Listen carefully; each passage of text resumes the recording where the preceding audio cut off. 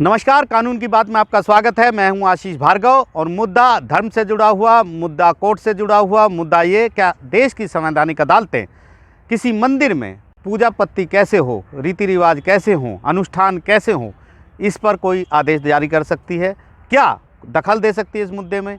इसके मुद्दे को लेकर सुप्रीम कोर्ट ने आज एक अहम फैसला दिया है और एक लक्ष्मण रेखा खींची है कि मंदिर में पूजा पत्ती क्या होनी चाहिए, रीति रिवाज पूजा के क्या होने चाहिए, अनुष्ठान किस तरीके से हों, इन तमाम चीज़ों पर देश की कोई भी संवैधानिक अदालत आदेश नहीं दे सकती।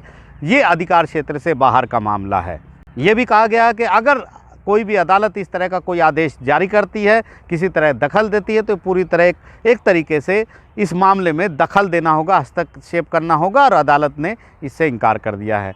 मामला एक बहुत बड़े मंदिर का है, मामला तिरुपति मंदिर का है, बालाजी मंदिर का। और उसमें मुद्दा ये था, याचिकाकर्ता यहाँ पर आया था, उसका कहना था कि वहाँ पर जो अनुष्ठान होते हैं, जो पूजा दिन प्रतिदिन की जो पूजा है वो सही तरीके से नहीं होती है। इसलिए सुप्रीम कोर्ट निर्देश दे कि तमाम रीति रिवाज जो वहाँ पर मंदिर में होते हैं वो सही ढंग से हों। तो इस पर chief justice of India justice N V. Ramana, justice Suryakant और जस्टिस हिमा कोहली की बेंच थी।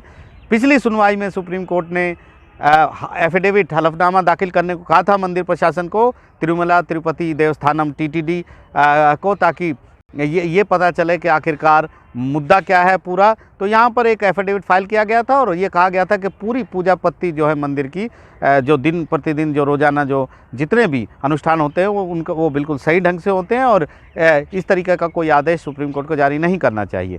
तो एक अहम सुनवाई थी और इस सुनवाई में चीफ जस्टिस ने साफ कहा कि अदालत कैसे ये बता सकती है कि नारियल मंदिर में कैसे फोड़ा जाए, पूजा किस तरीके से की जाए, आरती कैसे हो, ये कोई भी देश की संवैधानिक अदालत ये फैसला नहीं कर सकती। इस तरीके से कोई आदेश जारी नहीं किया जा सकता है।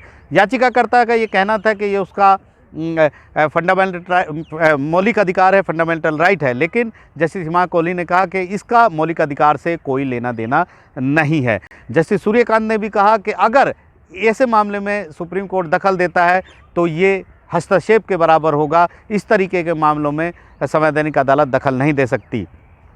काफ़ी अहम मुद्दा इसलिए हो जाता है कि बहुत सारे मामले ऐसे आते हैं जब लोग अदालतों में पहुंचते हैं, हाई कोर्ट जाते हैं, सुप्रीम कोर्ट जाते हैं और मांग करते हैं कि ये पूजा करने का अधिकार उनका मौलिक अधिकार है, राइट टू प्रे, वो किसकी पूजा करें। तो फिर सवाल ये आता है कि मंदिर जैसी जगह पर जो एक धार्मिक स्थल है वहाँ पर क्या दिन प्रतिदिन जो पूजा होती है वो किस तरीके से हो, कैसे अनुष्ठान हो, ये इन चीज़ों में अदालतें कहाँ तक दखल दे सकती हैं। तो एक लक्ष्मण रेखा सुप्रीम कोर्ट ने खींची है और हम इसमें और भी बात की गई है। सुप्रीम कोर्ट ने कहा है कि अगर कोई प्रशासनिक स्तर पर कोई खामी होती, किसी भी तरीके से कोई कमियां होती तो आदेश जारी किया जा सकता, लेकिन पूजा पद्धति पर, रीति रिवाजों पर इस तरह की अदालत दखल नहीं दे सकती। याचिकाकर्ता को कहा गया है कि अगर प्रशासनिक लेवल पर, स्तर पर उसकी कोई शिकायत है तो मंदिर प्रशासन को वो शिकायत ये भेजे और 8 हफ्ते के भीतर मंदिर प्रशासन इन शिकायतों पर गौर करेगा, उसका जवाब देगा। लेकिन अगर वो इस तरीके से पूजा पत्ती, पूजा पाठ, अनुष्ठानों को चुनौती देते हैं तो वो पीआईएल के थ्रू नहीं हो सकता। आप जनहित याचिका में ये मांग नहीं कर सकते। सिविल मामला है, नागरिक अधिकारों का मामला है, तो आप सिविल कोर्ट जा सकते हैं, वहाँ पर इस तरीके की बातों को अपने रख सकते हैं। और ये एक लक्ष्मण रेखा यहाँ पर सुप्रीम कोर्ट ने खींची है।